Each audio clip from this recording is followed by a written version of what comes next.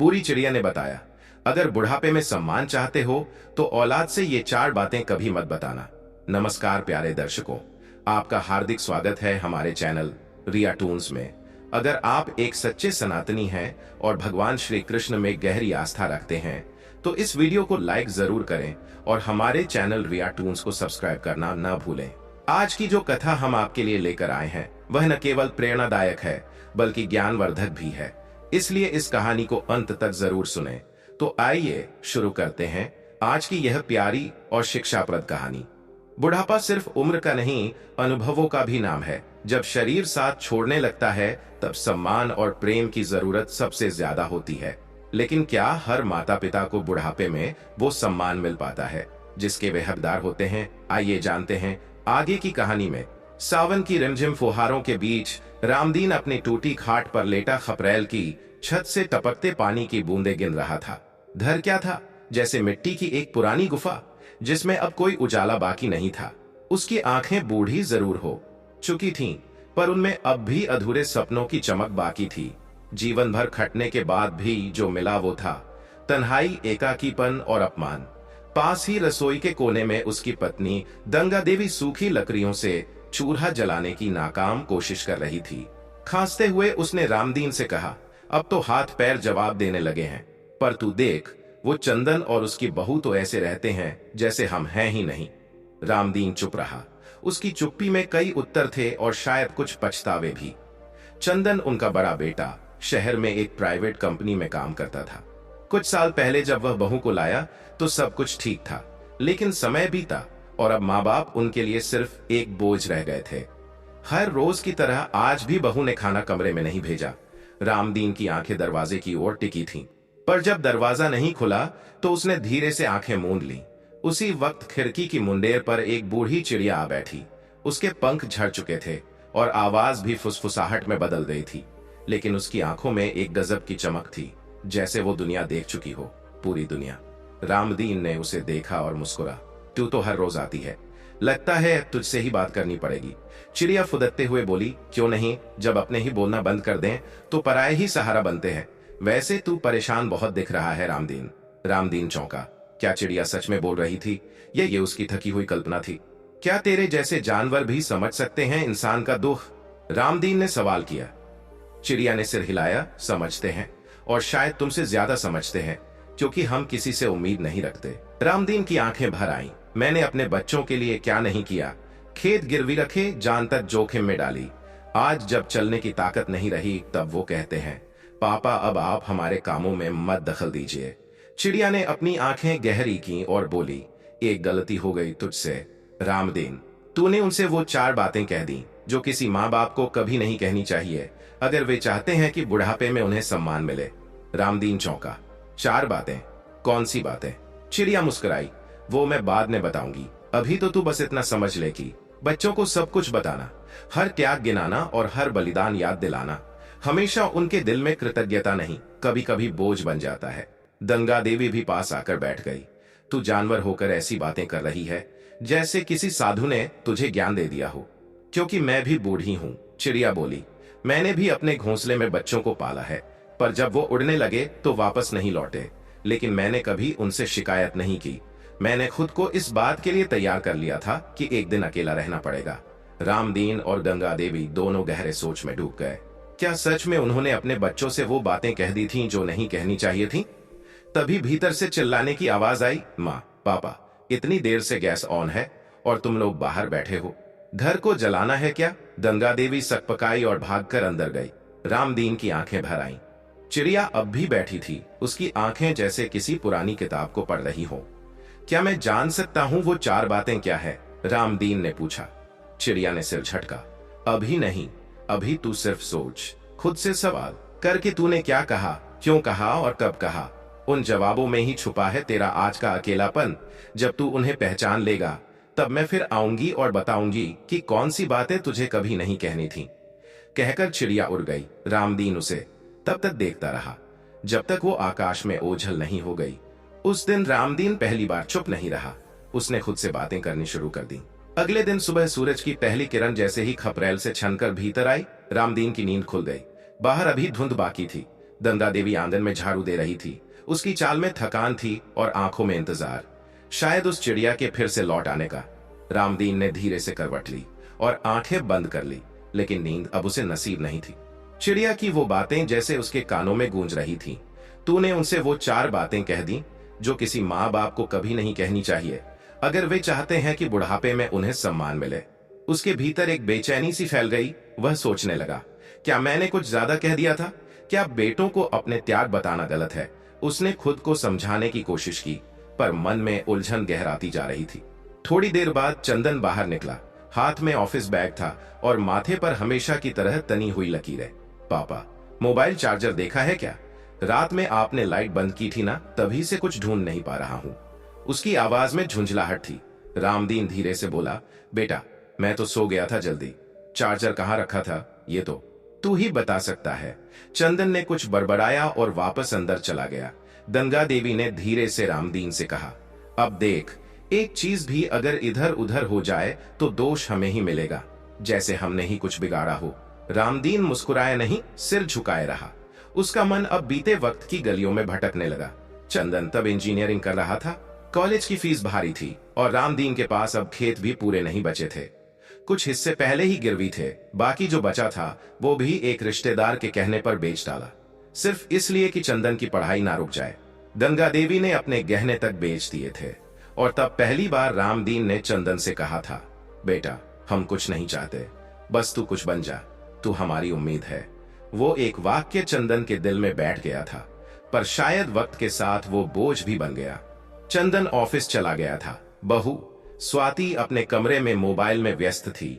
घर में सिर्फ रामदीन, गंगा देवी और वो खामोशी बची थी जो दीवारों से रिश्ती थी।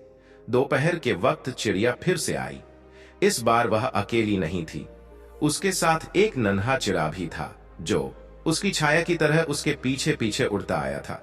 रामदीन के चेहरे पर एक हल्की मुस्कान आई। तू फिर आ गई, रामदीन ने कहा। चिड़िया फुदकते हुए बोली, कहा था ना मैं वापस आऊंगी, पर आज भी वो 4 बातें नहीं बताऊंगी। तो क्यों आई है फिर? गंगा देवी ने पूछा। क्योंकि मैं देखना चाहती थी कि तुमने सोचना शुरू किया या नहीं। बूढ़े अगर खुद की गलती पर सोचें तो कई रिश्ते सुधर सकते हैं। रामदीन ने सिर झुकाया। मैं सोच रहा हूं, पर अब तो समझ नहीं आता कि क्या सही किया क्या गलत। सब कुछ तो बच्चों के लिए ही किया। हाँ किया, चिड़िया बोली, पर करने के बाद जताया भी, और जब जताया तो लिया हुआ एहसान बन गया। और बेटा एहसान के नीचे नहीं रहना चाहता, वह अपने कंधे खाली रखना चाहता है।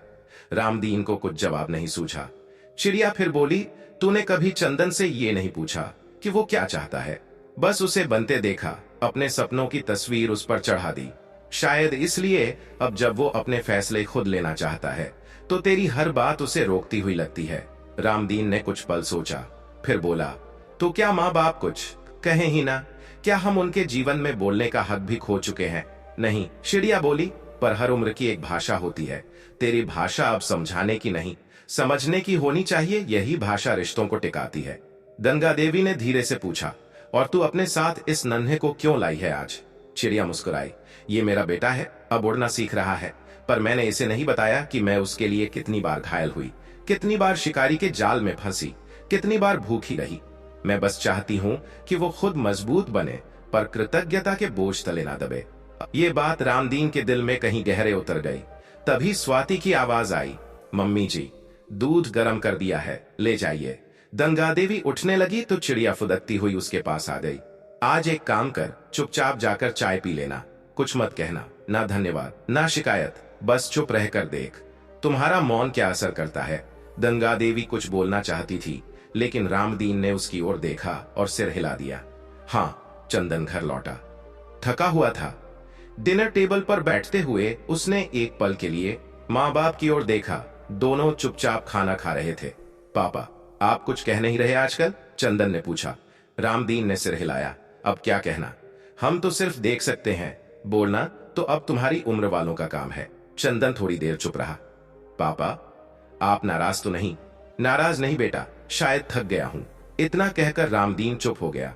और उस रात पहली बार चंदन को ऐसा लगा कि उसके पिता कमजोर नहीं बल्कि थके हुए हैं। वो चुप हो गए हैं, लेकिन अब वो खालीपन सूनापन बनकर उसके भीतर गूंजने लगा। रामदीन खाट पर बैठा था, हाथ में चाय का कप।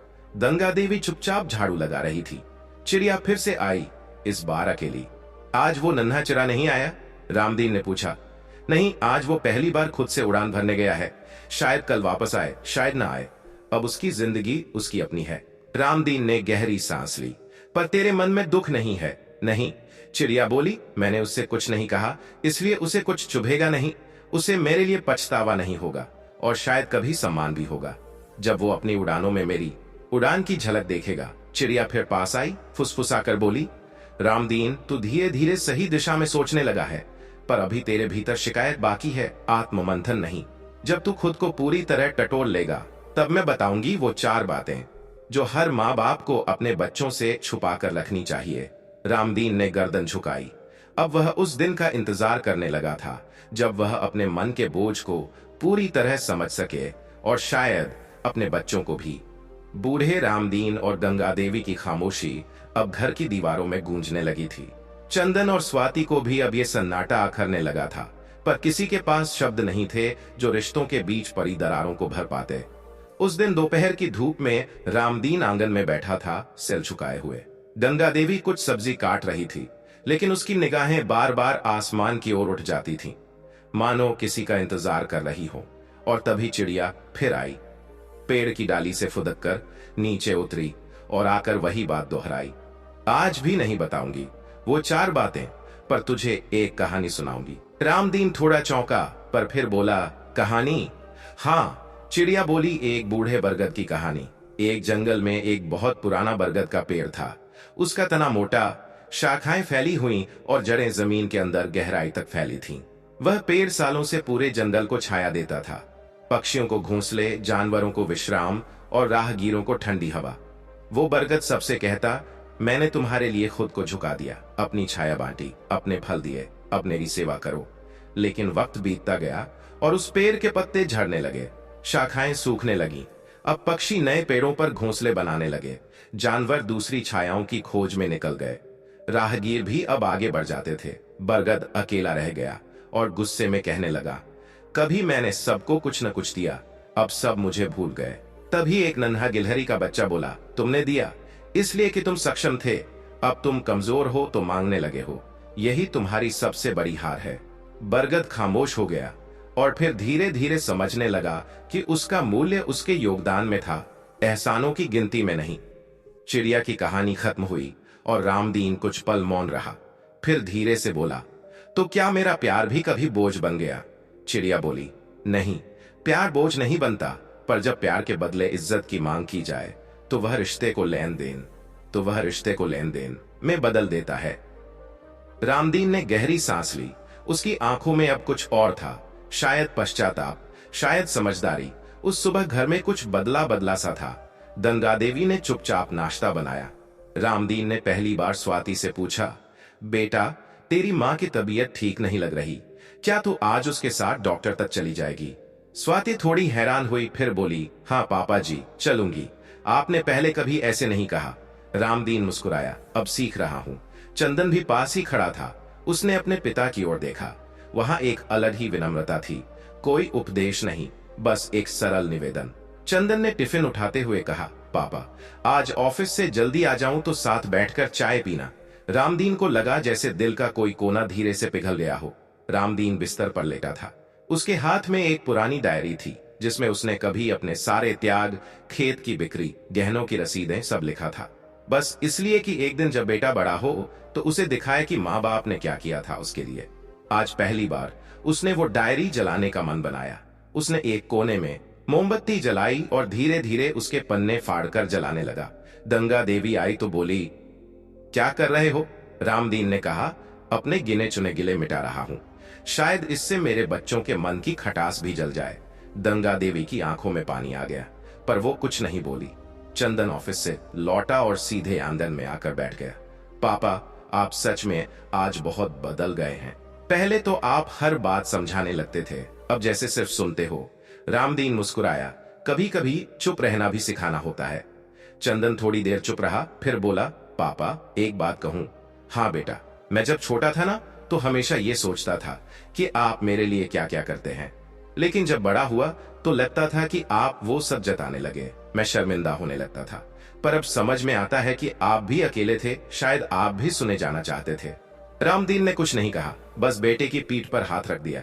चिड़िया फिर आई। इस बार गंगा देवी अकेली बैठी थी। आज रामदीन कहाँ है? चिड़िया ने पूछा। वो आज जल्दी सो गया है। बहुत हल्का लग रहा था उसे, जैसे कोई बोझ उतर गया हो। चिड़िया ने फुदकते हुए कहा। हाँ, एक बड़ा बोझ तो उसने आग में डाल दिया। गंगा देवी चौंकी। तुझे कैसे पता? मैं सब देखती हूँ, और आज देख रही हूँ कि उसका चेहरा पहले से शांत है। वो अब समझ रहा है सम्मान कमाया नहीं जाता, अर्जित किया जाता है, बिना शर्तों के। गंगा देवी बोली, क्या अब तू बता सकती है वो 4 बातें? चिड़िया हंसी। अभी नहीं, अभी तुम्हारे मन की जमीन पूरी तरह समतल नहीं हुई। जब वहां कोई शिकायत, कोई अपेक्षा न रह जाए, तब मैं बताऊंगी, वरना वो बातें भी एक और हथियार बन जाएंगी औलाद के सामने रोने के लिए। गंगा देवी ने धीरे से सिर हिलाया। अब वो भी इंतजार करना सीख रही थी। अब घर का माहौल धीरे धीरे बदल रहा था। स्वाति कभी कभी आकर गंगा देवी के साथ बैठ जाती, बातों में दिलचस्पी लेने लगी थी। चंदन अब हर रात कुछ समय पिता के पास बैठता। एक दिन चंदन बोला, पापा मैं सोच रहा हूँ गांव वाली जमीन वापस खरीद लूं। वहां आपका बहुत लगाव था ना? रामदीन ने सिर झुकाया, फिर कहा, नहीं बेटा, अब जमीन से नहीं, रिश्तों से लगाव रखना चाहता हूँ। चंदन की आंखों में नमी। रिश्तों से लगाव रखना चाहता हूँ। चंदन की आंखों में नमी थी। उसने पहली बार महसूस किया कि उसके पिता ने उसे जो दिया था वो सिर्फ खेत या पैसे नहीं थे, वह था एक विश्वास, एक त्याग, जो बिना शोर के भी दिया जा सकता है। बूढ़े रामदीन और गंगा देवी के जीवन में धीरे धीरे बहार की एक मध्यम सी किरण झांकने लगी थी। वो किरण ना तो तेज थी, नहीं चौंकाने वाली, लेकिन इतनी कोमल जरूर थी कि दिल के किसी कोने में उम्मीद की नमी पैदा कर सके। घर का माहौल अब पहले की तरह भारी नहीं लगता था। गंगा देवी की थाली से अब खाना चुपचाप नहीं जाता था, बल्कि कभी कभार चंदन आकर उनके हाथ की बनी दाल की तारीफ कर देता, तो स्वाति उनके लिए चाय बनाकर ले आती। पर एक बात अब भी जस की तस थी। चिड़िया हर शाम आती, फुदकती, बैठती, पर वो 4 बातें अब भी नहीं बताती। रामदीन को अब चिड़िया से चिढ़ नहीं होती थी, बल्कि वो उसकी प्रतीक्षा करने लगा था।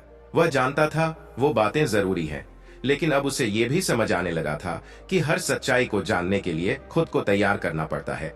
उस दिन डाकिया आया। उसके हाथ में एक पुरानी पीली लिफाफे वाली चिट्ठी थी। रामदीन ने कांपते हाथों से चिट्ठी ली और खोली।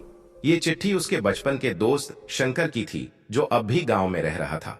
उसमें लिखा था, रामदीन, कई साल हो गए तुझे देखे हुए। सुना है शहर चला गया है तू। पता नहीं वहां सुख है या नहीं, लेकिन गांव की मिट्टी अब भी तेरा इंतजार करती है। हमारा पुराना बाग भी अब सूना पड़ा है। कोई नहीं है जो उसकी देखभाल करे। याद है ना, वहीं बैठकर तूने अपने बेटे के लिए सपने बुनने शुरू किए थे। चिट्ठी पढ़ते ही रामदीन की आंखें नम हो गईं। वह कुछ देर तक वहीं बैठा रहा। उस बाग की तस्वीर आंखों में तैरने लगी, जहां उसने चंदन को अपने कंधे पर बिठाया था, जहां उसने गंगा देवी के साथ मिलकर आम के पौधे लगाए थे। शाम को जब चंदन घर लौटा तो उसने पिता को चुपचाप बैठा देखा। पापा, सब ठीक है? रामदीन ने मुस्कुराने की कोशिश की। हाँ बेटा, बस एक पुरानी चिट्ठी पढ़ रहा था, गांव से आई है। गांव? चंदन थोड़ा चौंका। हाँ, बहुत दिन हो गए वहां गए हुए। बाग की हालत पूछी है शंकर ने। लगता है वहां सब कुछ अब भी वैसा ही होगा। चंदन कुछ कह नहीं पाया, लेकिन उसके मन में चल रही हलचल साफ दिख रही थी। पापा, अगर आप चाहें तो कुछ दिन के लिए चलिए गांव, शायद अच्छा लगे। रामदीन ने गहरी सांस ली। अब वहां जाने का मन नहीं करता बेटा। अब जहां तुम लोग हो वहीं मेरा घर है। पर तेरे कहने से एक बात जरूर समझ में आई। क्या? कि तू अब सुनने लगा है। उस रात गंगा देवी की नींद टूट गई। उसने देखा कि रामदीन खिड़की के पास बैठा है, बाहर की तरफ देखता हुआ। क्या हुआ? वह धीरे से बोली। कुछ नहीं, बस आज बाग की बहुत याद आ रही थी। गंगा देवी पास आकर बैठ गई।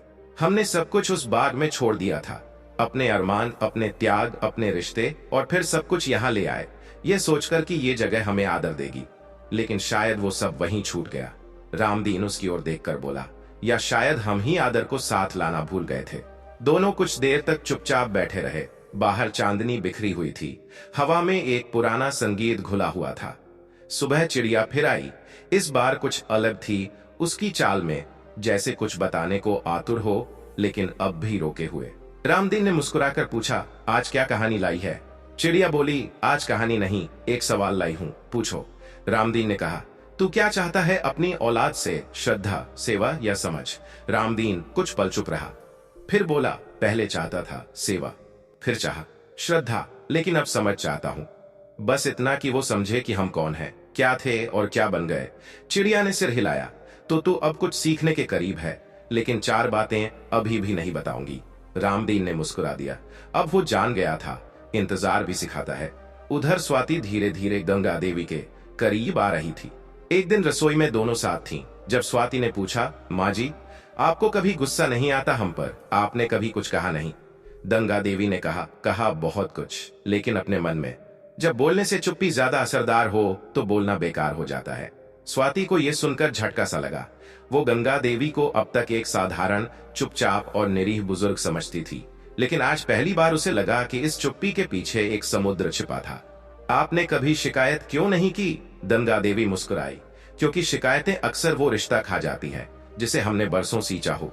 शाम को रामदीन अपनी पुरानी डायरी के पन्नों को एक बार फिर देख रहा था, लेकिन इस बार जलाने के लिए नहीं, बल्कि उनमें से कुछ यादें चुनने के लिए, जो वो चंदन और स्वाति को कहानी की तरह सुनाना चाहता था।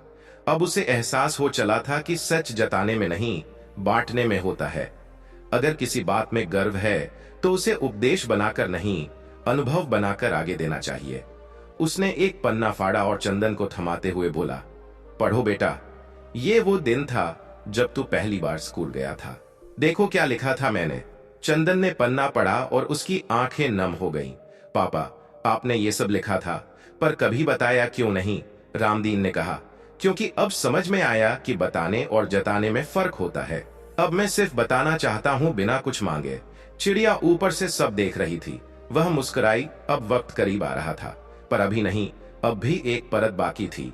एक परत जो उस आदर के बीच छिपी थी जिसे बुजुर्ग माँ बाप अपने बच्चों से पाने की चाह रखते हैं। वह परत तभी हटेगी जब रामदीन और गंगा देवी पूरी तरह खुद से मुक्त होंगे, और तभी वह बताएगी वो 4 बातें जिनसे बचकर हर माँ बाप अपने बुढ़ापे को इज्जत से जी सकते हैं। सूरज ढल रहा था। आसमान में हल्की नारंगी रोशनी फैली हुई थी और पैरों के पीछे से आती ठंडी हवा जैसे पुरानी यादों की खुशबू लाकर रामदीन के चारों ओर बिखेर रही थी। उसकी आंखों में एक शांति थी, वैसी शांति जो वर्षों की पीड़ा, त्याग और समझ के बाद आती है। अब वह चिड़िया की प्रतीक्षा करता था, लेकिन अब बेचैनी नहीं होती थी, न ही कोई अधीरता। उसे महसूस होने लगा था कि शायद सम्मान पाने से पहले खुद को समझना जरूरी है। चंदन अब पहले जैसा नहीं रहा था। उसके व्यवहार में बदलाव की हल्की परछाइयां दिखने लगी थीं। वो सुबह उठकर रामदीन से हाल पूछ लेता, माँ के सिर में तेल लगा देता, कभी चाय बना देता। लेकिन यह बदलाव स्थायी है या क्षणिक, यह सवाल अब भी हवा में तैर रहा था। उस दिन स्वाति ने पहली बार गंगा देवी से आकर कहा, माँ जी, मैं सोच रही थी अगर आप सिखाएं तो मैं आपकी तरह साड़ी पहनना सीख लूं। आप बहुत सुंदर लगती हैं साड़ी में। गंगा देवी चौंक गईं। यह वही स्वाति थी जो कभी रसोई में उनके हाथ लगने से भी चिढ़ती थी, पर आज वह उनके पास आकर बैठी थी, मुस्कुरा रही थी। सीख तो लोगी, लेकिन साड़ी बांधना नहीं, सहनशीलता बांधना ज्यादा मुश्किल होता है, गंगा देवी ने धीमे से कहा। स्वाति मुस्कुराई, शायद अब मैं थोड़ा थोड़ा सीख रही हूं। रामदीन को आज अचानक पुराना रेडियो याद आ गया, जो उसने अपने पहले वेतन से खरीदा था और जिसकी आवाज सुनते हुए चंदन ने लोरी की जगह गाने सीखे थे। वो रेडियो अब छत पर रखे एक पुराने बक्से में पड़ा था, धूल खाया हुआ। रामदीन ने चुपचाप उसे उठाया, साफ किया और नीचे लाया। स्वाति ने पूछा, पापा जी, ये क्या है? तेरे पति का पहला संगीत शिक्षक, रामदीन ने हंसते हुए कहा। क्या सच में? चंदन नीचे से आवाज देता हुआ आया। ये अब भी चलता है? रामदीन ने स्विच घुमाया। कुछ खड़खड़ाहट के बाद एक पुराना गीत बजा, वक्त करता जो वफा आप हमारे होते। उस गीत के साथ जैसे पूरा घर कुछ पल के लिए वहीं थम गया। चिड़िया फिर आई। इस बार वह अकेली नहीं थी, उसके साथ एक छोटी सी चिड़िया और थी, शायद उसकी संतान। रामदीन ने देखा और मुस्कुरा दिया। क्यों, अब अपने बच्चों को भी शिक्षा देने आई हो? चिड़िया बोली, हाँ, क्योंकि कुछ सबक ऐसे होते हैं जो समय से पहले दे दिए जाएं तो बचपन बिगड़ जाता है, और अगर देर से दिए जाएं तो बुढ़ापा कटता नहीं। रामदीन ने सिर हिलाया। बिल्कुल सही कहा तूने, लेकिन एक बात बता, तेरे जैसे सबक देने वाले हमारे बच्चों के हिस्से क्यों नहीं आते? चिड़िया कुछ देर चुप रही, फिर बोली, क्योंकि कुछ सीखें तब तक असर नहीं करती जब तक पीड़ा की आग में पक न जाए, और तुम्हारी पीड़ा अब पक रही है, इसलिए मैं अब कहानियों से आगे बढ़ रही हूँ। तो क्या अब तू बताएगी वो 4 बातें? चिड़िया मुस्कुराई, नहीं अभी नहीं, एक आखिरी कसौटी बाकी है। देखो, तुम्हारा बेटा अब भी बीच बीच में आदर करता है, लेकिन क्या वो सच में तुम्हारा महत्व समझता है? क्या उसकी पत्नी तुम्हारी विरासत को अपनाने लगी है? क्या अब तुम्हारे घर में तुम्हारी पहचान फिर से बन रही है? रामदीन चुप हो गया। उसी मोहल्ले में एक बुजुर्ग और थे, हरिशंकर बाबू। उनके बेटे बहू उन्हें वृद्धाश्रम छोड़ने की बात कर चुके थे और अब वो खुद को रोज रोज उसी मानसिक तैयारी में झोंक रहे थे। रामदीन और गंगा देवी को जब यह पता चला तो उन्होंने हरिशंकर को चाय पर बुलाया। बैठक में जब हरिशंकर बाबू आए तो उनके चेहरे पर थकान साफ झलक रही थी। कैसे हैं बाबूजी? चंदन ने पूछा।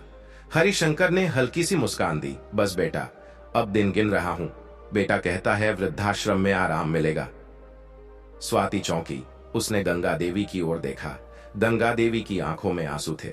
उस रात स्वाति ने खुद आकर गंगा देवी का पांव दबाया, बिना कहे, बिना किसी दिखावे के। कुछ ही दिनों में चंदन और स्वाति ने एक योजना बनाई। गंगा देवी और रामदीन के विवाह की सालगिरह का आयोजन। घर में पहली बार उनके लिए कुछ किया जा रहा था। गंगा देवी को पहले तो यकीन नहीं हुआ। हमारे लिए? हाँ मां जी, स्वाति ने कहा। इस घर की नींव आप दोनों है और हमें अब वो नींव संभालनी है। कार्यक्रम छोटा था पर सच्चे दिल से किया गया। रामदीन को चंदन ने एक कुर्ता और गमछा पहनाया। गंगा देवी को स्वाति ने अपनी साड़ी पहनने में मदद की। फोटो खिंचवाते वक्त पहली बार दोनों बुजुर्गों के चेहरे पर वो मुस्कान दिखी जो वर्षों से गायब थी। शाम को जब सब सो गए, चिड़िया फिर आई। आज तूने देख लिया होगा, वो अब बदल रहे हैं, रामदीन ने कहा। चिड़िया ने कहा, हाँ बदल तो रहे हैं, लेकिन बदलाव की परीक्षा तब पूरी होती है जब आदर स्वाभाविक हो जाए, न कि अवसरों में सिमट जाए। मतलब ये कि जब बिना सालगिरह, बिना आयोजन, बिना कारण एक दिन अचानक बेटा आए और कहे, पापा आज आप मेरे साथ चलिए, मुझे कुछ सिखाइए। या बहू कहे, मां जी आपने आज क्या खाया, आपके हाथ की सब्जी याद आ रही है। रामदीन ने गहरी सांस ली। तब मैं बताऊंगी वो 4 बातें, चिड़िया ने कहा, क्योंकि तब वे बातें बोझ नहीं बनेंगी बल्कि उनके जीवन की सीख बन जाएंगी। सुबह का सूरज खिड़की से झांक रहा था। रामदीन चुपचाप बैठा अखबार पढ़ने का अभिनय कर रहा था, पर उसका ध्यान हर थोड़ी देर में दरवाजे की ओर चला जाता। ऐसा प्रतीत होता था जैसे वो किसी के कदमों की आहट का इंतजार कर रहा हो। शायद चंदन की, शायद उस चिड़िया की, या शायद अपने सम्मान की वापसी की। गंगा देवी रसोई में थी, लेकिन आज कुछ अलग था। वह बार बार बाहर झांक रही थी। आखिरकार उसने पूछ ही लिया, कहाँ खोए हो रामदीन? चाय ठंडी हो रही है। बस यूं ही सोच रहा हूं कि बदलाव सच में हुआ है या ये सब एक नाटक है, कुछ समय के लिए। गंगा देवी मुस्कुराई। अगर ये नाटक है भी तो भी अच्छा अभिनय है, और अभिनय करते करते ही कभी कभी असलियत बदल जाती है। उसी दिन दोपहर में स्वाति आई और गंगा देवी के पास बैठ गई। उसके हाथ में एक डायरी थी। माँ जी, उसने कहा, आपकी लिखी कुछ पुरानी रेसिपी मुझे मिली थी अलमारी में, सोच रही हूं इन्हें दोबारा से सीखूं। गंगा देवी ने आंखें उठाई और पहली बार स्वाति की आंखों में सच्चा आग्रह देखा। उसने धीरे धीरे पूछा, क्यों सीखना चाहती हो? अब पहले तो कहती थी कि ये सब पुरानी बातें हैं। स्वाति ने बिना हिचकिचाए उत्तर दिया, क्योंकि अब समझ आया कि इन पुरानी बातों में ही वो गहराई है जो हमारी उम्र की लड़कियां शायद किताबों में भी नहीं सीख पाती। गंगा देवी की आंखें भर आईं, लेकिन उसने बात को हल्का किया।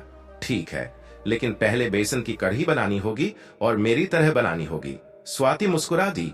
आपका आदेश सिर आंखों पर। शाम को चंदन अपने पिता के पास आया।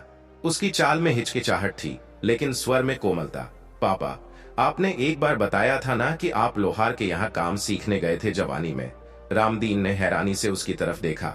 हाँ, बहुत पुरानी बात है। क्यों पूछ रहे हो? एक क्लाइंट के घर में लोहे का पुराना गेट है, मरम्मत चाहिए। सोचा आप चलिए मेरे साथ, आपकी राय लेनी है। रामदीन कुछ देर चुप रहा।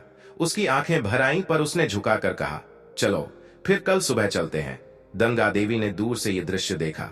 उसके चेहरे पर संतोष की परछाई थी, लेकिन मन में अब भी डर था। ये सब कब तक चलेगा? उसी शाम हरिशंकर बाबू का बेटा फिर आया। इस बार उसकी बातों में नरमी थी। पापा, माफ करना, मैंने शायद गलत फैसला लिया था। वृद्धाश्रम वाली बात भूल जाइए, आप हमारे साथ रहिए, घर में ही सबसे सुरक्षित और सुखी रहेंगे। हरिशंकर बाबू कुछ नहीं बोले, पर उनकी आंखों में जो चमक आई वह किसी भी शब्द से ज्यादा ताकतवर थी। रामदीन और गंगा देवी ने यह दृश्य देखा। रामदीन ने गहरी सांस ली। लगता है कुछ तो बदल रहा है इस मोहल्ले में भी। गंगा देवी बोली, शायद चिड़िया सिर्फ हमारे लिए नहीं आई है। रात में रामदीन आंगन में बैठा था। चिड़िया फिर आई। इस बार वो बहुत शांत लग रही थी। देखा तुमने जो बीज बोया था, अब अंकुर फूटने लगे हैं। रामदीन बोला, हाँ, पर मैं डरता हूं कि कहीं यह पौधा फिर सूख न जाए। चिड़िया ने सिर हिलाया। अगर अब तुमने धैर्य नहीं खोया तो सूखने नहीं दूंगी, लेकिन अभी 4 बातें बताने का समय नहीं आया है। अब क्या कसौटी बची है? रामदीन ने पूछा। चिड़िया बोली, बेटे की भावना बदल गई है, बहू का व्यवहार भी। अब अगली परीक्षा यह है, क्या तुम अपने बच्चों के सामने खुद को कमजोर दिखा सकते हो? क्या तुम अपने घावों की सच्चाई बता सकते हो, बिना रोए, बिना गुस्से के? रामदीन कुछ समझ नहीं पाया। अगले कुछ दिन तुम्हें कुछ ऐसा करना होगा जिससे तुम एक पिता नहीं बल्कि एक इंसान के रूप में नजर आओ। तभी वे तुम्हारी तकलीफ और अनुभव को समझ सकेंगे। तभी मैं बताऊंगी वो 4 बातें। उस रात रामदीन और गंगा देवी ने छत पर लेटे लेटे बातें की। चांदनी कुछ ज्यादा ही शीतल थी उस दिन। तुम्हें लगता है हमारे बच्चे अब समझदार हो गए हैं? गंगा देवी ने पूछा। नहीं, रामदीन बोला, पर समझदार बनने की राह पर है। और हम? उसने फिर पूछा। हम अभी भी सीख रहे हैं, संयम, सहनशीलता और वो चुप्पी जो शोर से ज्यादा गूंजती है। गंगा देवी चुप रही। अगले दिन सुबह रामदीन ने नाश्ता खुद बनाने की ठानी। जब चंदन और स्वाति उठे तो देखा रसोई में उनके पापा थे। पापा, आप क्यों बना रहे हैं? चंदन ने पूछा। बस सोचा आज तुम्हें कुछ पुराना स्वाद चखाऊं। हम है ना, आप बैठिए, स्वाति ने कहा। नहीं, रामदीन मुस्कुराए। आज नहीं, आज मैं कुछ कहना चाहता हूं, लेकिन रोटी के साथ। दोनों चुप हो गए। चंदन और स्वाति को दिन भर उस बात का इंतजार रहा जो रामदीन कहना चाहता था, पर वह चुप रहा। वह प्रतीक्षा कर रहा था, शायद सही समय की, शायद उस क्षण की जब एक बेटा और बहू केवल संतान न होकर साथी बने। चिड़िया फिर नहीं आई उस रात। शायद वो देख रही थी, क्या अब भी रामदीन के दिल में कड़वाहट है या सिर्फ अनुभव की परतें बची हैं? रामदीन आंगन में बैठे बैठे सूनी आंखों से नीम के पेड़ को निहार रहा था। उसकी नजरें कहीं और थीं, शायद उस जीवन की ओर जो एक समय में पूरा परिवार था। नोक-झोंक, हंसी, बच्चों की किलकारी और शाम को चाय के कप के साथ सबका बैठना। अब सब होते हुए भी कुछ अधूरा सा था। चंदन और स्वाति का व्यवहार अब ठीक हो चला था, पर भीतर की दूरी अभी भी कुछ कुछ बनी हुई थी। हाँ में हाँ मिला देना और समय पर चाय दे देना प्रेम नहीं कहलाता। यह बात रामदीन जानता था। गंगा देवी सब समझ रही थी, पर फिर भी वो हर दिन कोशिश करती। घर के छोटे छोटे कामों में अपनेपन की बात डालती। कभी स्वाति के लिए हलवा बनाती, कभी चंदन के जूतों पर पॉलिश कर देती। उम्मीद की एक डोर उसने थाम रखी थी और उस डोर के सहारे ही रामदीन भी टिके थे। शाम ढलने को थी जब वही बूढ़ी चिड़िया आंगन की दीवार पर आ बैठी। रामदीन के चेहरे पर हल्की सी मुस्कान फैल गई। तुम फिर आई? उसने पूछा। चिड़िया ने सिर हिलाया। मैं जाती कहाँ हूँ? तुमसे वादा किया है, निभाना तो पड़ेगा। तो क्या अब बताओगी वो 4 बातें? चिड़िया बोली, अभी नहीं, कुछ कड़वाहट अब भी बाकी है तुम्हारे मन में, और जब तक वो पूरी तरह न निकल जाए तब तक ये बातें नहीं बताई जा सकती। पर मैंने क्या नहीं किया? सब बर्दाश्त किया, खुद को रोका, यहाँ तक कि बच्चों से उम्मीद करना भी छोड़ दिया। यही तो बाकी है। चिड़िया बोली, तुमने बच्चों से उम्मीद करना छोड़ा, पर खुद से नहीं। अब बारी है खुद को आईना दिखाने की, बिना शर्म, बिना पछतावे के। क्या कर सकते हो ये? रामदीन चुप हो गया। रात को गंगा देवी ने अचानक पूछा, रामदीन, क्या तुम्हें लगता है हम अब उनके लिए बोझ नहीं हैं? रामदीन ने उसकी आंखों में देखा। वहां वर्षों की थकान और एक मामूली सी उम्मीद दोनों थी। नहीं, उसने जवाब दिया, अब हम उनके लिए उपयोगी हैं, बोझ नहीं, लेकिन पूज्य भी नहीं। और क्या यही काफी है? रामदीन ने सिर हिला दिया। पता नहीं, शायद पूज्य बनने की चाह अब भीतर से मिटनी होगी। गंगा देवी चुप रही, लेकिन उसकी आंखें कुछ कह रही थीं। शायद यह कि उसने अब तक वह चाह नहीं छोड़ी। अगले दिन चंदन ऑफिस से जल्दी लौट आया। वह सीधा रामदीन के पास आया और बोला, पापा, एक बात पूछनी थी। हमारे ऑफिस में एक सम्मान समारोह हो रहा है, कर्मवीर सम्मान। कंपनी ने मुझे प्रस्ताव दिया है कि मैं किसी ऐसे व्यक्ति को साथ लाऊं जिसने जीवन में संघर्ष किया हो और जिससे मैं प्रेरणा लेता हूं। मैं चाहता हूं कि आप मेरे साथ चलें। रामदीन के लिए यह अप्रत्याशित था। वह कुछ क्षणों के लिए कुछ कह नहीं पाया। मैं? उसने धीमे स्वर में पूछा। हाँ, चंदन ने उत्तर दिया। आपने जो किया, जो झेला, वो किसी किताब से कम नहीं। रामदीन की आंखें भीग गईं। यह पहला अवसर था जब चंदन ने इतने सीधे शब्दों में उनका सम्मान किया। गंगा देवी ने रामदीन को साफ सिली हुई सफेद धोती दी, पुराने समय की तरह तेल लगाया, बाल संवारे, खुद भी हल्का गुलाबी रंग की साड़ी पहनी जो उसने वर्षों से किसी अवसर के लिए रखी थी। स्वाति ने रामदीन को कहा, पापा जी, आप मंच पर कुछ बोलिएगा जरूर। सबको बताइए कि आपने हमें कैसे सिखाया कि झुकना हार नहीं, हिम्मत होती है। रामदीन ने मुस्कुराकर कहा, बोलूंगा, लेकिन क्या कहूंगा ये अब तक तय नहीं है। हॉल भरा हुआ था, रोशनी, तालियां और लोगों की नजरें, सब कुछ नया सा था रामदीन के लिए। चंदन ने स्टेज पर आकर माइक संभाला। कुछ संक्षिप्त शब्दों में उसने अपने पिता का परिचय दिया। मेरे पापा ने मुझे जीवन नहीं दिया, जीवन का मतलब दिया। आज मैं जो भी हूं उनकी वजह से हूं। फिर जब रामदीन को बुलाया गया तो सबकी निगाहें उस सफेद बालों वाले बुजुर्ग पर थीं जो आत्मविश्वास से मंच की ओर बढ़ रहा था। माइक के सामने खड़े होकर रामदीन कुछ क्षण चुप रहा, फिर बोला, मुझे नहीं लगता कि मैंने कुछ विशेष किया है।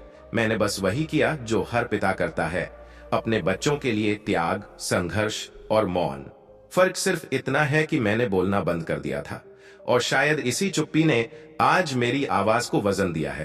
तालियों की गूंज हुई, लेकिन एक बात मैं कहूंगा, तभी किसी बुजुर्ग की खामोशी को कमजोरी मत समझना। हो सकता है वो खामोशी उस अनुभव की गहराई हो जिसे तुमने अभी देखा भी नहीं। स्टेज से उतरते हुए रामदीन की चाल में आत्मगौरव था। उस रात छत पर फिर वही दो लोग थे, रामदीन और गंगा देवी। आज पहली बार लगा कि बेटा मुझे नहीं, मेरे संघर्ष को पहचानता है। रामदीन ने कहा। गंगा देवी ने धीरे से उसका हाथ थाम लिया। शायद अब समय आ गया है जब तुम उन्हें वो 4 बातें बताओ जो अब तक छुपा रखी हैं। नहीं, रामदीन बोला, अभी नहीं। अभी मैं देखना चाहता हूं कि ये सम्मान सिर्फ मंच तक था या रोजमर्रा की जिंदगी में भी उतरता है। गंगा देवी ने सिर हिलाया, ठीक कहते हो, इम्तिहान अब शुरू हुआ है। सुबह रामदीन ने देखा स्वाति मंदिर से लौटते समय प्रसाद लाकर उनके हाथ में रख गई। उसने कुछ नहीं कहा, बस मुस्कुराकर चल दी। चंदन अखबार लेकर आया और खुद पढ़कर कहा, पापा आज का लेख पढ़िए, समय रहते बुजुर्गों की सीख समझिए। लगता है समाज भी थोड़ा जाग रहा है। रामदीन के मन में हल्की सी लहर चली। परिवर्तन धीमा है, पर अब अनदेखा नहीं। चिड़िया फिर नहीं आई उस दिन।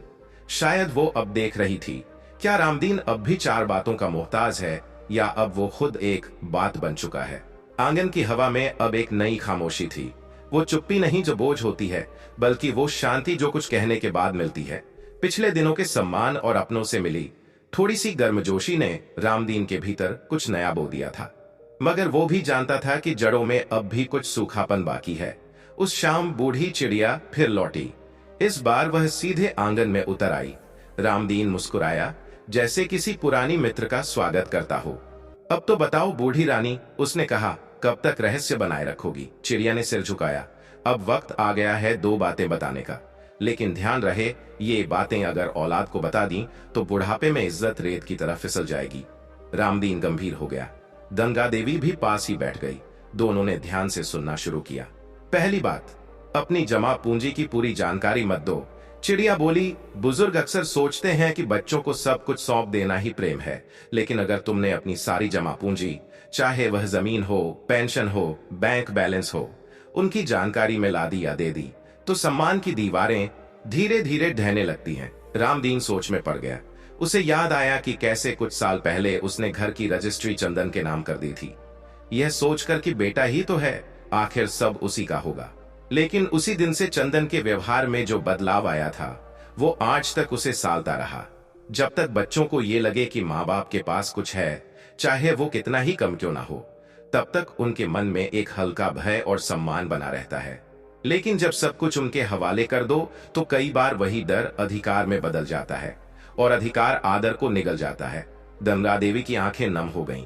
वह जानती थी, उस समय उनकी सहमति भी थी, पर अब समझ आ रहा था कि वक्त से पहले संपत्ति देना, सम्मान की आखिरी ईंट खुद निकालना होता है। दूसरी बात, अपनी कमजोरियां पूरी तरह उजागर मत करो। चिड़िया ने फिर कहा, दूसरी बड़ी भूल यह है कि हम अपनी सभी कमजोरियां बच्चों के सामने रख देते हैं। शरीर की, मन की, अकेलेपन की, डर की, जरूरत की। हम सोचते हैं कि इससे बच्चे ज्यादा समझेंगे, पर कई बार बच्चे इसका उल्टा असर लेते हैं। जब बच्चे देखते हैं कि माँ बाप अब असहाय हैं, पूरी तरह निर्भर हैं, तो उनका व्यवहार सहारे से हुकूमत में बदलने लगता है। वो सोचते हैं अब ये हमारे भरोसे हैं तो जैसे हम चाहें वैसे चलें, और यही सोच धीरे धीरे इज्जत को खा जाती है। रामदीन ने सिर झुकाया। उसे याद आया कि कुछ महीने पहले उसने चंदन से कहा था कि अब अकेले मंदिर तक भी जाना मुश्किल हो गया है।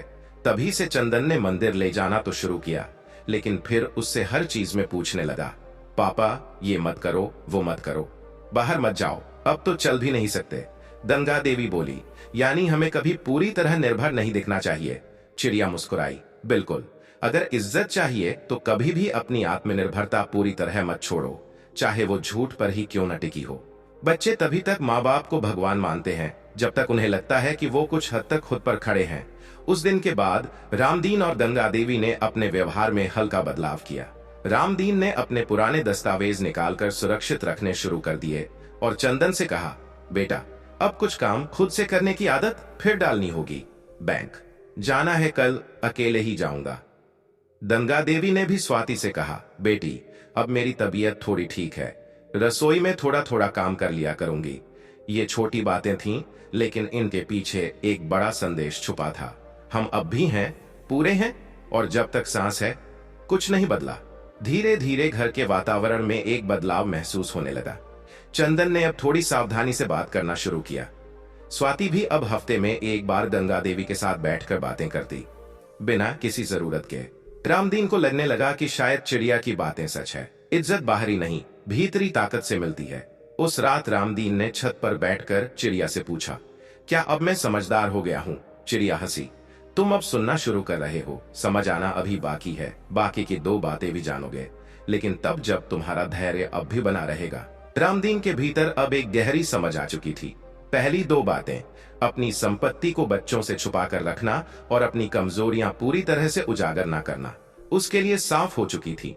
लेकिन जैसे चिड़िया ने कहा था और जैसा वह खुद अब समझने लगा था, 2 बातें और थीं जो उसे अभी तक नहीं समझाई गई थी, और इन 2 बातों ने उसे पूरी तरह से अपनी बुढ़ापे की सोच को फिर से परखने की आवश्यकता दी थी। रामदीन उस दिन से चुपचाप बदलने लगा था। गंगा देवी ने भी देखा कि अब वह थोड़ा सोच समझकर ही कुछ करने लगा था। लेकिन अब सवाल यह था, क्या इन बदलावों से कुछ बदलेगा? क्या बुढ़ापे में उसका सम्मान अब भी पहले जैसा रह सकता था? यही सवाल उसे भीतर से खा रहा था। तभी उस रात फिर वही चिड़िया आई जो अब उसे सचेत कर चुकी थी। रामदीन ने उसके पास आकर पूछा, चिड़िया, क्या अब मुझे और कुछ करना चाहिए? क्या मैं ठीक दिशा में जा रहा हूँ? चिड़िया ने सिर झुका लिया और कहा, बिल्कुल, लेकिन अभी जो बातें मैंने तुम्हें बताई हैं वो उतनी अहम नहीं थीं जितनी बाकी की 2 बातें हैं। रामदीन की नजरें चमक गईं।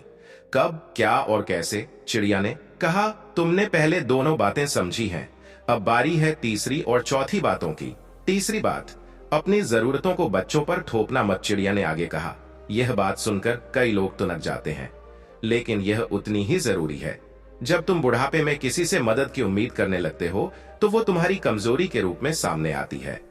बच्चों के ऊपर अपनी जरूरतों को थोपना, यानी उन्हें यह एहसास दिलाना कि तुम अब उन पर निर्भर हो, यह कभी नहीं करना चाहिए। यह ठीक वैसे ही है जैसे तुम अपनी गरिमा की हत्या करते हो। रामदीन चुप था। उसे याद आया कि कुछ समय पहले गंगा देवी ने कहा था कि उसे थोड़ा और ध्यान रखने की जरूरत है, तो उसने स्वाति से कहा था, बेटी तुम तो अक्सर जाओगी ही, मेरे पास रहने का वक्त कहाँ है?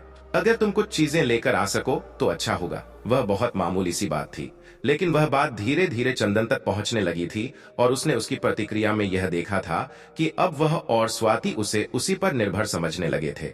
यह हमारे परिवार में छुपा हुआ जहर होता है। चिड़िया ने कहा, तुमने जब अपनी जरूरतें बच्चों से पूरी करवाई तो कहीं न कहीं तुमने अपनी आत्मसम्मान की नींव को ही कमजोर कर दिया। उन्हें यह महसूस होता है कि अब वे जिम्मेदार हैं और धीरे धीरे तुमसे अपना प्रेम खोने लगते हैं। रामदीन को यह बात बिल्कुल स्पष्ट हो गई थी। उसने ठान लिया कि वह अपने किसी भी छोटे से छोटे कार्य के लिए भी बच्चों से मदद नहीं मांगेगा। उसे खुद से खड़ा होना होगा, और यह सिर्फ उसकी गरिमा ही नहीं बल्कि उसे बुढ़ापे में भी इज्जत दिलाने का सबसे अच्छा तरीका था।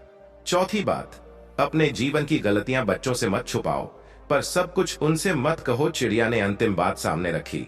अब देखो, कभी अपनी पूरी जिंदगी की गलतियां बच्चों से मत छुपाओ, लेकिन यह भी ध्यान रखो कि किसी भी स्थिति में बच्चों को हर गलती के बारे में बताना जरूरी नहीं है। मतलब? रामदीन ने पूछा। उसकी आंखों में सवाल था। मुझे याद है जब तुम और गंगा देवी बहुत ही संघर्ष के समय से गुजर रहे थे तो तुम्हारे पास कई मौके आए थे जब तुमने अपनी असफलताओं को बच्चों से शेयर किया था, पर वह समय नहीं था।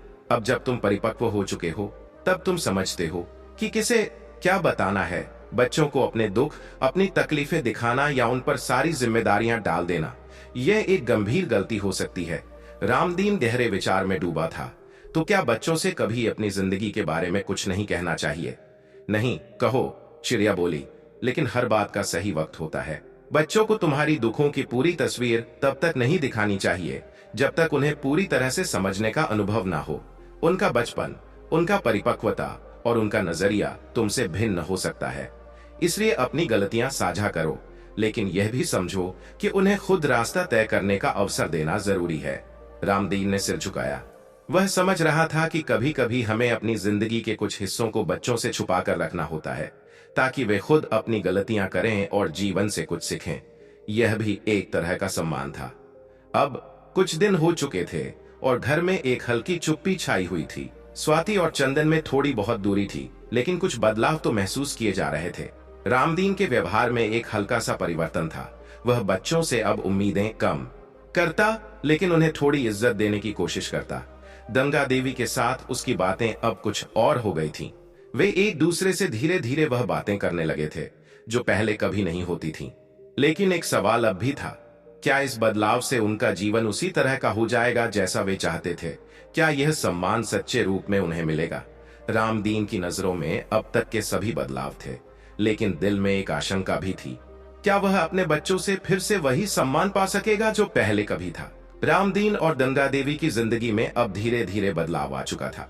उन्होंने चिड़िया की दी गई 4 बातें मान ली थीं और उनके जीवन में एक हल्की सी रोशनी का आभास होने लगा था। बच्चों से किसी भी तरह की उम्मीदें कम करना, अपनी कमजोरियों को छुपाना, अपने जीवन की गलतियां बच्चों पर ना थोपना और सबसे महत्वपूर्ण बात, अपनी जरूरतों को कभी बच्चों पर थोपना नहीं। इन सभी बातों ने उनकी सोच को पूरी तरह से बदल दिया था। लेकिन अब रामदीन को यह समझ में आ चुका था कि केवल इन बातों का पालन करना ही काफी नहीं है। परिवार में सच्ची इज्जत तभी आती है जब उन बातों को निभाने का तरीका दिल से किया जाए, न कि डर या स्वार्थ से। चंदन और स्वाति अब पहले जैसा नहीं रहे थे। चंदन पहले की तरह अधिक आत्मविश्वासी और जिम्मेदार हो चुका था। स्वाति भी पहले जैसी खुश और मस्त नहीं थी, लेकिन अब वह गंगा देवी के साथ बैठकर बातें करती और रामदीन के सलाहों को गंभीरता से सुनने लगी थी। स्वाति ने एक दिन रामदीन से कहा, पापा, मुझे लगता है कि हम दोनों को एक बार फिर से आपके साथ वक्त बिताना चाहिए। आपने हमसे काफी कुछ सिखा दिया है। रामदीन की आंखें भर आईं। उसे अपनी मेहनत और समय की अहमियत का एहसास हुआ। उसने किसी भी तरह की उम्मीद न रखते हुए अपने बच्चों को केवल रास्ता दिखाया था और अब यह परिणाम मिल रहा था। चंदन और स्वाति की यह बात सुनकर रामदीन ने कहा, बिल्कुल, हमें अब भी बहुत कुछ सीखने की जरूरत है। हम कभी भी किसी से कुछ नहीं मांगेंगे, लेकिन समय जरूर देंगे। गंगा देवी ने भी धीरे से कहा, अब हमें बच्चों की समझदारी पर पूरा भरोसा है। हमने जो कुछ भी किया है वह हमारे अच्छे रिश्ते का परिणाम है। हम सब एक दूसरे से अपने अपने तरीकों से प्यार करते हैं। अचानक एक दिन चिड़िया फिर से आई, लेकिन इस बार वह पहले जैसी खुशमिजाज और शरारती नहीं थी।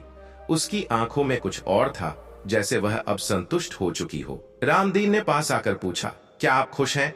क्या हम वही सब कर रहे हैं जो हमें करना चाहिए था? चिड़िया ने मुस्कुराकर कहा, तुमने अब तक की सारी बातें पूरी तरह से समझ लिया है। तुम्हारे और गंगा देवी के रिश्ते में अब वो शक्ति और सम्मान आ चुका है जिसकी मैंने उम्मीद की थी। बच्चों से कुछ मत उम्मीद रखो, लेकिन उन्हें ये महसूस होने दो कि तुम उनका मार्गदर्शन करने के लिए हमेशा तैयार हो। लेकिन चिड़िया, रामदीन ने कहा, हमने जो कुछ भी सीखा है वह हमें किस तरह से समाज में साझा करना चाहिए। चिड़िया ने देखा कि रामदीन अब पूरी तरह से समझ चुका था। अपने जीवन से दूसरों को कुछ सीखने का मौका दो, लेकिन कभी भी किसी से इज्जत की उम्मीद मत करो। जब तुम किसी को मदद करोगे तो वो तसल्ली से अपना काम करेगा। जब तुमने दूसरों को अपने अनुभवों से ताकत दी तो खुद अपने आप सम्मान पालोगे। रामदीन और गंगा देवी अब अपने बच्चों के साथ अपने जीवन के अंतिम साल बिताने के लिए तैयार थे। उन्हें अब यह समझ आ गया था कि बुढ़ापे में इज्जत केवल बाहरी चीजों से नहीं मिलती, बल्कि यह उस आत्मसमर्पण, आत्मगौरव और विचारशीलता से मिलती है जो हम खुद में और दूसरों में पैदा करते हैं। रामदीन के मन में अब वह घबराहट नहीं थी जो पहले हुआ करती थी। उसने अपनी पूरी जिंदगी बच्चों के सामने अपनी कमियों को छुपाते हुए बिताई थी और अब वह जानता था कि बुढ़ापे में इस तरह का आत्मसम्मान ही सबसे अधिक महत्वपूर्ण होता है। उसने धीरे धीरे अपने पुराने रास्तों पर चलने के बजाय अपने परिवार के साथ कुछ नए रास्ते अपनाए। बच्चों को उनका प्यार तो दिया, लेकिन कभी अपनी अपेक्षाएं नहीं रखी। चंदन और स्वाति ने अब उन्हें और गंगा देवी को बराबरी का सम्मान देना शुरू कर दिया था। जब रामदीन और गंगा देवी एक दूसरे के साथ बैठते थे तो कभी भी वे एक दूसरे को थाम कर यह नहीं सोचते थे कि वे कमजोर हैं। वे अपने आप को वैसे ही समझते थे जैसे कभी उन दोनों ने एक दूसरे को पहली बार देखा था। साथ में उनके पास एक शांत और स्थिर खुशी थी जो किसी भी बाहरी चीज से बहुत बड़ी थी। और यह कहानी यहीं समाप्त होती है। रामदीन और गंगा देवी के जीवन का यह अध्याय अब एक नई राह पर चल रहा था। वे जानते थे कि बुढ़ापे में इज्जत पाने के लिए सबसे महत्वपूर्ण है खुद को समझना, अपने परिवार के साथ सम्मानपूर्वक जीवन बिताना और अपनी खुशियों को अपनी परिपक्वता और आत्मसम्मान में देखना। यही वह सच्ची इज्जत थी जिसे वे पूरी जिंदगी में खोज रहे थे। चिड़िया ने उन्हें यह सिखाया था कि बुढ़ापे में इज्जत केवल उस स्थिति का परिणाम नहीं होती जिसमें हम अपने बच्चों से सम्मान की उम्मीद करते हैं, बल्कि यह उस सामर्थ्य का परिणाम है जिसमें हम अपनी गरिमा और आत्मसम्मान को बनाए रखते हैं। मित्रों, हमारी आज की कहानी यहीं पर खत्म होती है। अगर आपको यह कहानी पसंद आई हो तो कृपया इस वीडियो को लाइक करें और हमारे चैनल रिया टून्स को सब्सक्राइब जरूर करें ताकि ऐसी ही और भी प्रेरणादायक कहानियां आप तक पहुंचती रहें। फिर मिलेंगे अगली कहानी के साथ। तब तक के लिए नमस्कार। जय श्री कृष्ण।